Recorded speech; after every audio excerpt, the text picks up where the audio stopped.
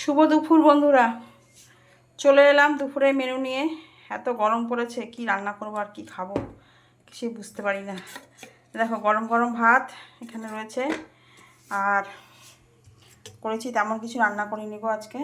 এই যে রুই মাছ দিয়ে পটল আলু দিয়ে পাতলা ঝোল মতন করেছি টমেটো দিয়ে, আদা কাঁচা লঙ্কা বাটা দিয়ে।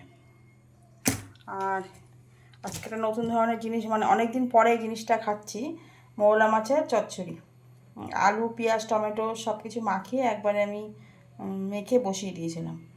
ওই বাটি চচ্চড়ি টাইপের করেছি।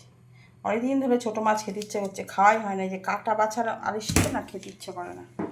যাই হোক, আর এখানে কমলি শাক ভেজেছি, আর এক পিস মাছ ভাজা, আর এখানে আমের ওই টক টক চাটনি, মানে মিষ্টি টানা একটু টক টক চাটনি করেছি। এটা ছাড়া খেতেই ভালো লাগবে না।